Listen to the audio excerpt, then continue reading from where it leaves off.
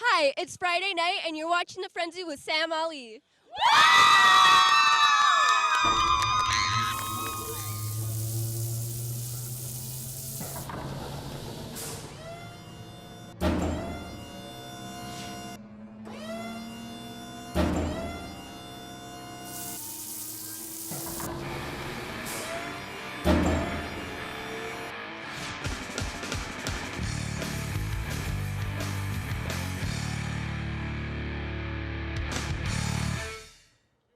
Good evening, everyone, and welcome to Friday Night Frenzy. Special thanks to the Negaunee and Iron Mountain cheerleaders for that intro. As a token of my appreciation, one of you can marry my son. Speaking of those two teams, they met tonight inside the yellow walls to find out who's the greatest in the UP, Miners versus Mountaineers. Let's get straight to the action. We begin with the Black and Gold's opening drive. On the option play, Josh Tucker gets his number called. Tucker races down the sideline for a gain of 28 yards into Miners territory. Things were rolling for the Mountaineers on the ground, so they go to the air. A short time later, Aaron Bolo sends it deep down the near sideline, and this one is picked off. Brock Aho, the one-handed INT. What a play. The Miners and Mountaineers were scoreless after one. Well, let's head to the second. Iron Mountain goes back to the ground and pound game. Gavin Wright goes straight up the gut, taking a few Miners with him. A gain of 15 for Wright puts IM at the Negaunee 5-yard line. A few plays later, the Mountaineers run the option to perfection. Josh Tucker makes his way to the pylon for the score. Extra point makes it 7-0 Iron Mountain. Negaunee looking to answer. Brock Aho slings it to his right. Check out Darius Provost with the quick moves. Picks up 10 yards and a Miners first down. Later, it's Negaunee inside the 5-yard line. Aho hands it off to Shane Ring, and the senior bulldozes his way in for the touchdown. That tied the game at 7. The ensuing kickoff, Parker Swartout picks it up for the Mountaineers. Luke Skews pops the ball loose. Luke Matson jumps on it, and Negaunee is deep in IM territory late in the half. The very next play, Aho back to pass. His throw is tipped, and Josh Tucker makes a spectacular interception. Big plays both ways in this one, but when it came down to it, Negaunee made more big plays, especially in the second half where the Miners outscored the Mountaineers 22-6. Negaunee wins it 35-13. The Miners are 4-0 and sit atop the MPC standings. Let's go to the scoreboards, and guess who else is undefeated in the Mid-Penn Conference? Norway. The Knights get a big road win tonight over Manistee, 50-14 to start the season 4-0. To Westwood now, a spooky night as the Patriots host crosstown rivals Ishpeming. Third quarter, Hematites up big, going for it on fourth down. Isaac Olson looking for the sticks, and he is denied. Luke Argall and Ethan Hummela take him down, give the Patriots the ball back. They wouldn't have it for long, though. Donald D'Onofrio dives on it, and Ishpeming was back in business. They drive into the red zone. Then on 4th and goal at the 6, D'Onofrio finds Evan Gravidoni for the touchdown. Hematites continue their win streak over the Patriots, 30-0 the final score. More scores as Menominee hosted Gladstone, and the Maroons blasted the Braves 35-6 thanks to 4 TDs from Kiefer Rasner. It was a wet and wild one out east as Kingsford topped Sault Ste. Marie 36-14 the final there. We go to the Superior Dome. Dave LaHillier and the Redmen, coming off their first win last week, host Escanaba this week. First quarter, Eskimos mishandled the snap. Ball bounces toward the Redmen, and they say they got it. Matt Zambon with it, and Marquette takes over, but they can't put any points on the board. Second quarter, Eskimos near midfield. Justin Popelka towards the right sideline, turns on the boosters. He could go all the way.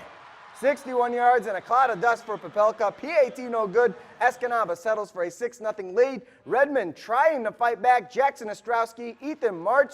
He stops, throws it deep, picked off by Chris Lemire. Eski stays undefeated as they top Marquette 20-3, the final score. Scoreboards from the West. Hancock has no trouble with Lance, 30-0 the final score. Next week, the Bulldogs take on Calumet. And West Iron County has looked good this season, and they look good tonight as they topped Ironwood 48-16, the final score. To the Copper Country now, big West Pack matchup between Houghton and Calumet.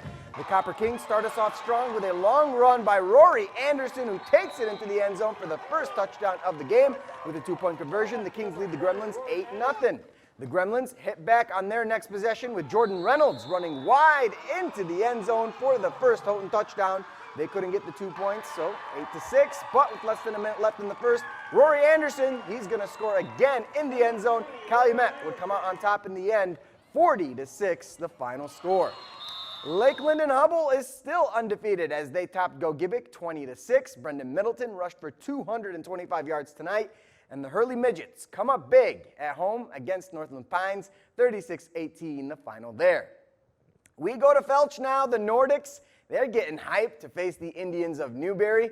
First quarter, Newberry already up 6-0. Ball goes to Devin Wagner, and look at this guy run. Sheds a tackle, breaks a tackle. He will not be denied. Touchdown, North Dickinson on an Eric Dickerson-esque run by Wagner.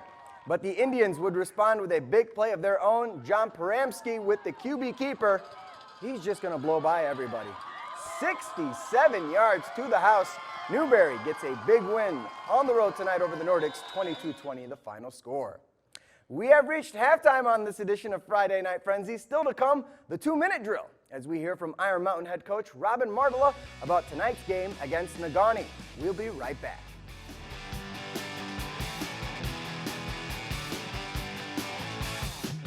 Welcome back to Friday Night Frenzy. Let's get right into the 2-minute drill presented by UP Health Systems Rehab Services and UP Rehab Services. They get you back in the game. Our guest tonight is Iron Mountain head coach Robin Martela, and I spoke to him after the tough loss tonight against Negaunee.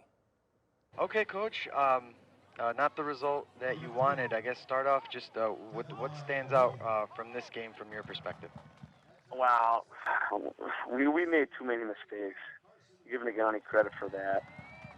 They blocked and tackled better than we did. That's the bottom line. The score is probably a little bit closer than what it said. We battled for 4 quarters, and just made too many mistakes. You can't turn the ball over against a good quality team like Negaunee. So they made more plays than us. They deserve to win. What was the message, I guess, in the locker room talking to the players? Well, afterwards they said, okay, no one wants to get beat.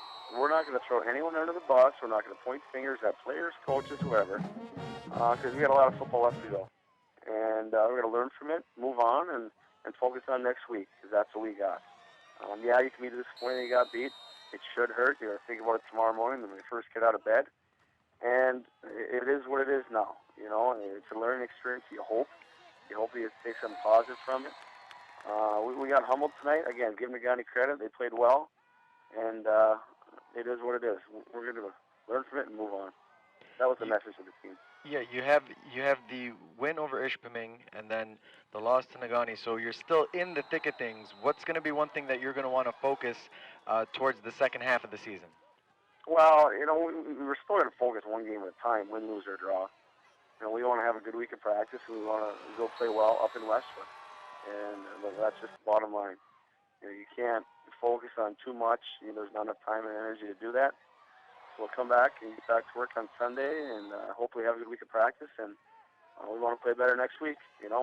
That game can't come quick enough after a loss like this. You want to get back in the field, and that's natural and that's fine. So I guess that's going to be our focus.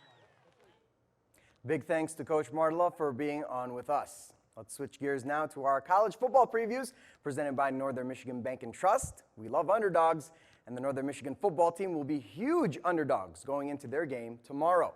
The Wildcats will travel to Allendale to take on Grand Valley State. The Lakers are the #2 team in all of Division II, and it will be a tall task for NMU to knock them off on their home field. I think, from an offensive perspective, they're good. They're good on defense, and they're physical and fast, and they're active. We've had to find some answers, from a football perspective. This is as good a team as we've played. This is probably as good a Grand Valley team has been since I've been here. So we're going to go down there and execute and do the best we can and give them all we got. Coming off a triple overtime loss to Angelo State last weekend, but they have a lot of lessons learned from that game that they can take into use into tomorrow's game. We have to get off to a good start. We have to get into a good start, take the crowd away from them. And I think if we could do that and win that time of possession deal, we got a heck of a chance to go down there and win a game.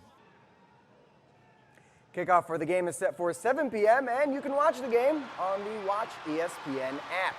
As for Finlandia, they will be at home as they host the number 6 ranked University of Wisconsin-Oshkosh. Kickoff at McAfee Field in Hancock is set for 1 p.m. The Lions are still searching for their first win of the 2016 season. Michigan Tech will take on Ohio Dominican in Week 3 of the season. The Panthers are just a few years removed from competing in the National D2 playoffs, and this year's team looks just as good. Great speed, can really run. Defensively, a lot of guys will, their safeties will come up and hit you. They're not afraid to blitz you. They'll bring the corners. The corners are, play man coverage. All the things that you like to have in a defense where you have the ability to attack and force the offense to react to your tempo. These two teams haven't faced each other since 2011, where the Huskies came out on top on the road. Coach Curley gives us the keys to a win for MTU. I think big key is making sure that that we're efficient on offense, making sure that we limit big plays on defense. Our special teams has to be a factor. All the little things that turn your L into a W, I think are big things for us. Kickoff for the game is set for noon. Let's go to soccer now, as the Northern Michigan men's soccer team held their first home game earlier today, and the homecoming was spoiled as Lake Erie scored a late goal to get the win, 1-0. The Wildcats will try again to get their first win in program history on Sunday as they host Walsh at 4 o'clock. That will do it for me tonight on this edition of Friday Night Frenzy. Don't forget, tomorrow the Northern Michigan women's soccer team will host Michigan Tech at the NMU soccer fields at 1 p.m. My Week 2 predictions are Lions go to 2-0 and the Vikings knock off the Cheeseheads. No pack, no. It was a special one, so let's take a look back at Negauni's big win over Iron Mountain. Jimmy Kimmel is next here on ABC 10. Kimmel is actually going to be hosting the Emmys this Sunday at 8 o'clock. Right here on ABC 10. From all of us here at the station, have a great night and a great weekend.